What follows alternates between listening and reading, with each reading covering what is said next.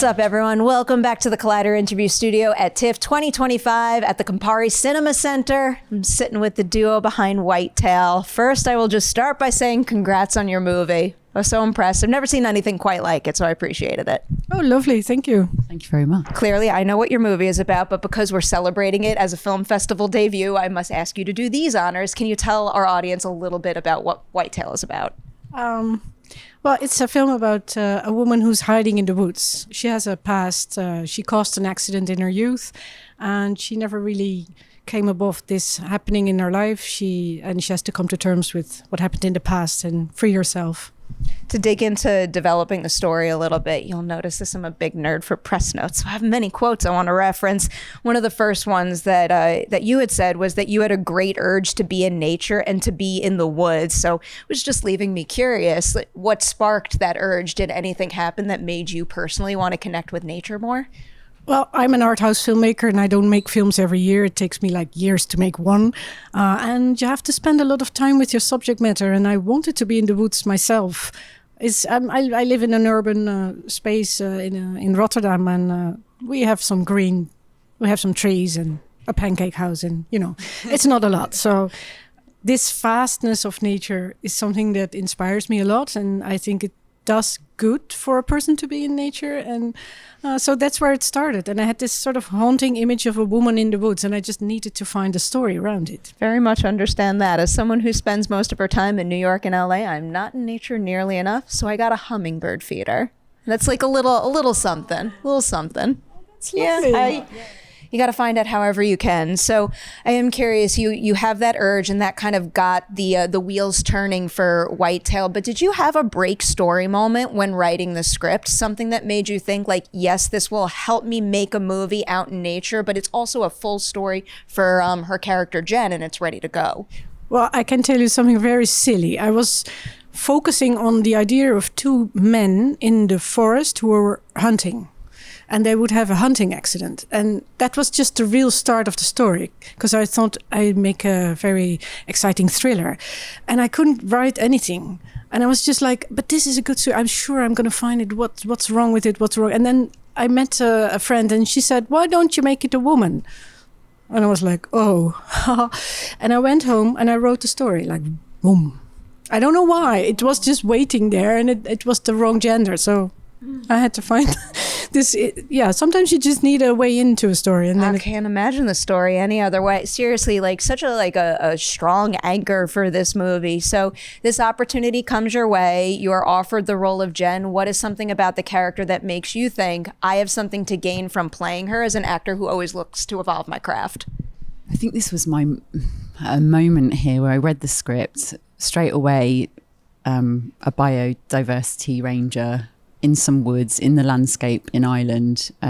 My heritage, I'm all Irish family.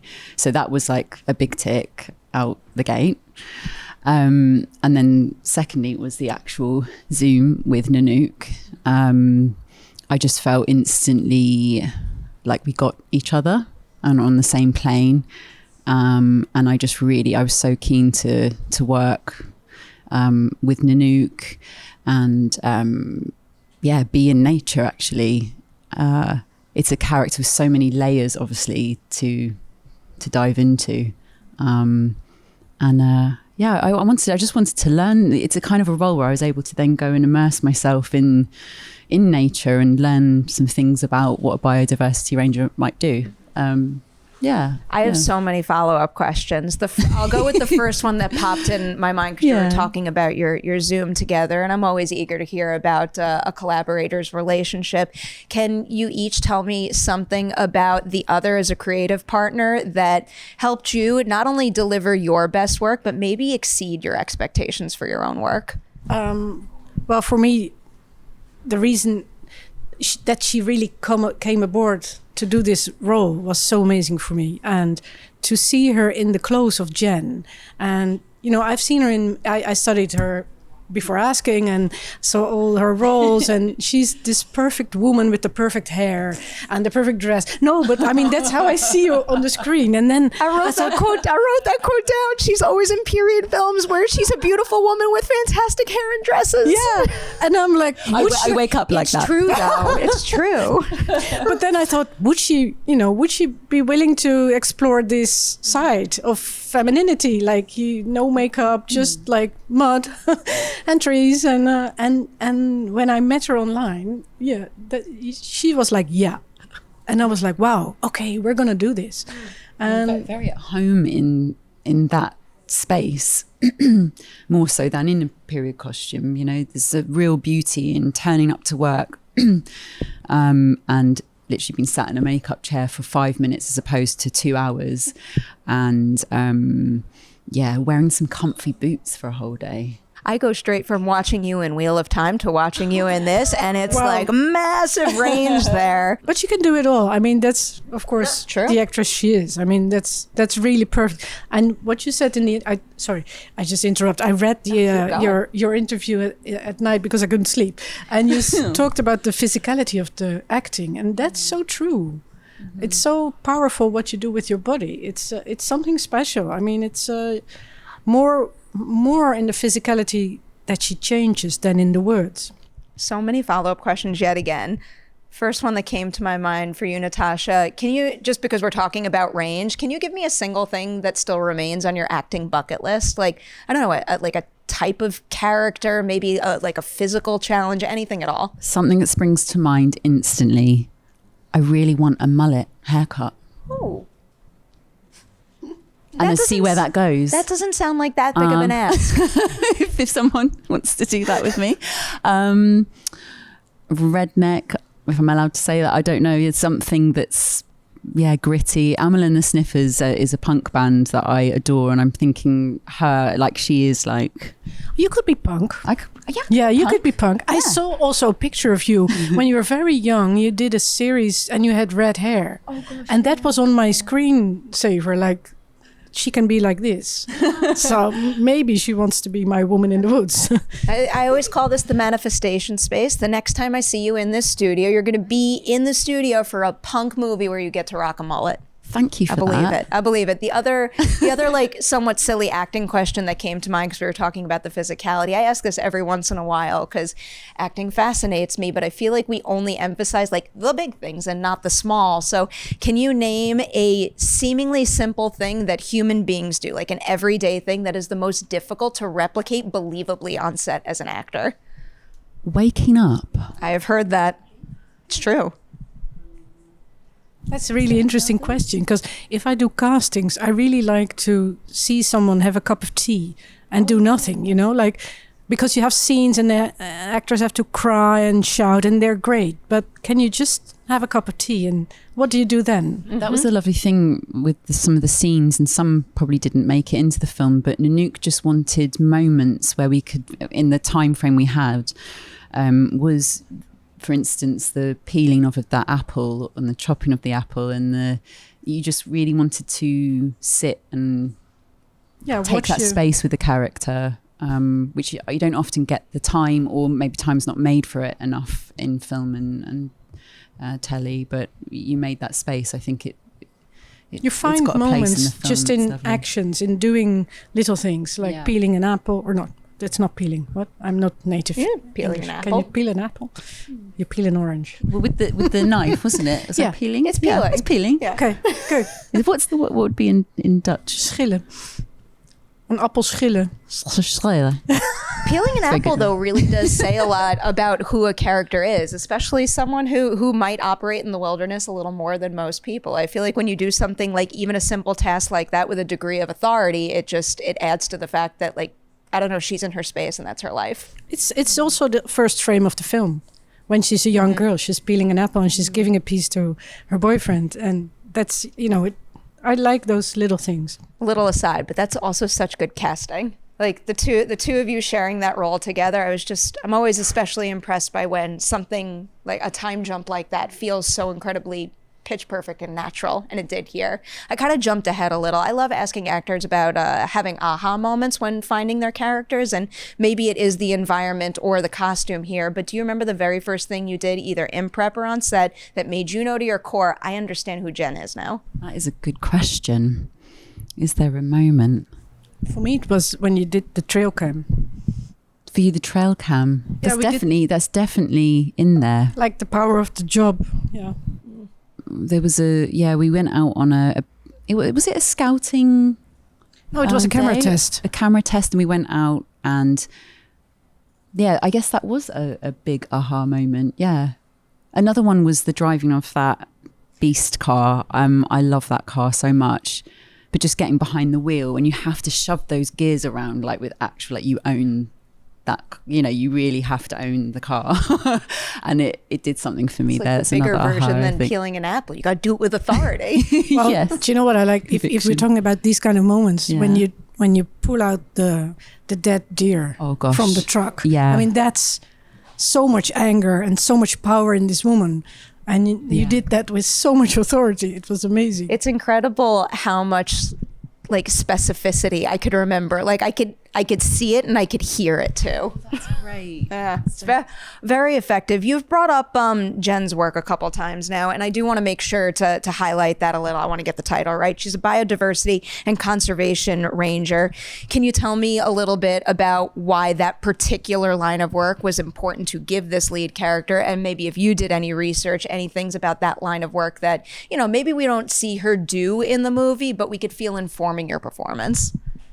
Well, for me, the biodiversity and the conservation ranger part is the authority she has in the woods and her purpose of being there. But it's also taking care of the landscape and giving something back by, she took a life and then she brings back life into the nature. But I did a lot of research of how the woods are growing, and there's a lot of pine trees that grow really fast, and then like the oak trees that are native that get suffocated and they don't have enough light to grow. So there's you have to take care of the little sprouts, and she has them in her nursery. She's taking care of regeneration in a sort of natural way, helping and making exclosures that the deer won't eat the little offspring, and I really like that sort of precision of how she handles life after that brutal moment where she started her own life by taking a life.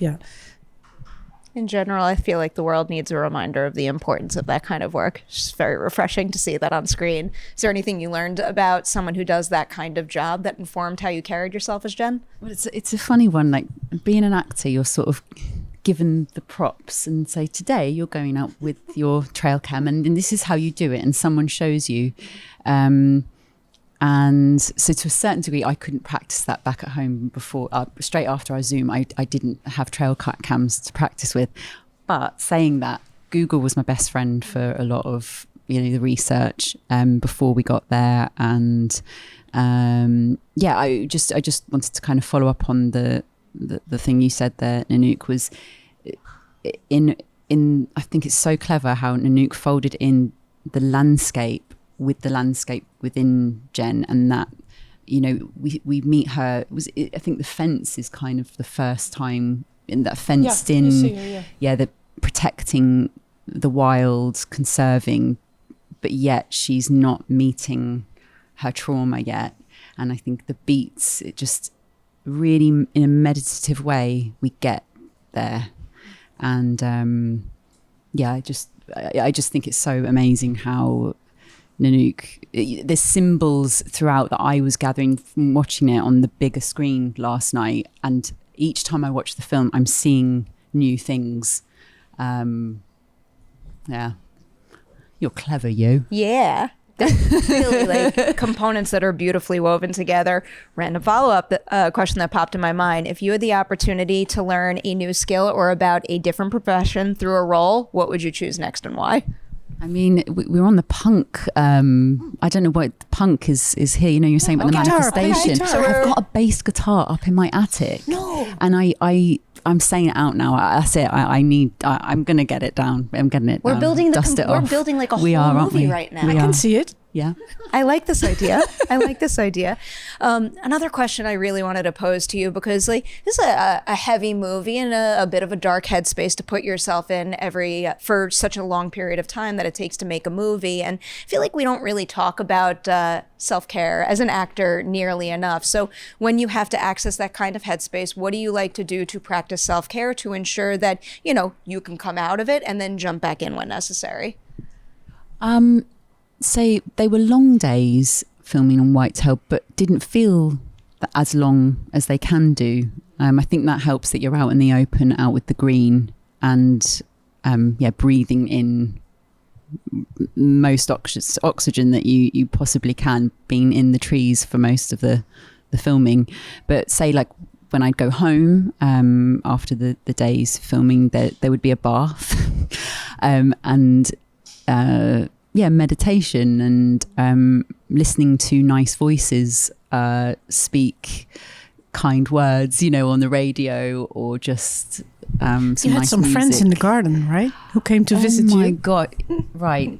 So deers would come to me in the morning before, in the garden. I stay in a little house. They'd come and appear, and we'd look at each other. And even when I'd go out the back door, we'd be looking at each other for some time. They didn't, they're very quick to run away, not these deers. And it felt like they were almost like a good omen each day. I mean, they weren't there every day, but a lot of the days they were there. As you explain that, I'm picturing me waking up in the morning and looking out the window and seeing it's probably like 10 hummingbirds, but I just give it one name and I think it's the same one. But like I see her and I'm like, okay, I'm ready to go again. We have to wind down soon, sadly. I did want to make sure to ask about a very high priority topic, because over at Collider, there's a lot of very, very intense and dedicated Wheel of Time fans, myself included. I've moderated quite a bit for your crafts team over the years. And I don't know, I'm just a really big believer that production was, yes, beloved, but not getting the kind of credit that it deserves. So I guess I have to start by first asking, what was your reaction when you heard the news that it would not continue on? Because to be completely honest, from my perspective, it was a shock. Oh, to us too. And for Rafe, I assumed Rafe, who's the showrunner on the show, would know that he really knew this news well in advance. But everyone was hopeful, and it felt like we only got started. It felt like season 3 had landed itself, ready to take flight. So yeah, it's proper really gutted. Landfill was only warming up. So I have so many follow-up questions about that. I guess the first thing is, when you are so invested in a character and kind of have the rug pulled out from under you, how are you able to just find personal closures to like close the book on her and be able to move on, rather than wanting to hold tight to the things that you wanted to accomplish with her and probably deserve to accomplish with her? Yeah, I guess it's just like you take the hit, and you just have to sort of move on. It's like, it's really gutting. Nobody said goodbye properly because we assumed we'd see each other on the next season. They're a lovely team too, a lovely for a big series and a big fantasy show. It's a real family effort, family team that was created there. So it's a bit, just dusting yourself off and going, okay then. All I can say is that I have to look forward and not look back too much, and just really appreciate that I got to do that and what I did and wear those fantastic outfits and try and bring a fantasy novel character to the world and hopefully honor the role. That's all I can do, really. And and I'm sorry that it isn't going into season 4. I really am, truly. My brain is constantly working in overdrive when it comes to like understanding that the business and the art have to coexist, but also like separating the importance of separating them at the same time and knowing that the art's what has the lasting value. But don't fans also have a part in this? I mean, they can make some rumor. Those fans, I mean, you're doing those this fans now, are and very, maybe, very vocal. Yeah, maybe that helps. Maybe, you know, if there's enough people saying we want to see this, maybe It's part of the reason why I bring it up, to keep the conversation going. There Because is nowadays you never know. out there. I think there is a petition thing happening.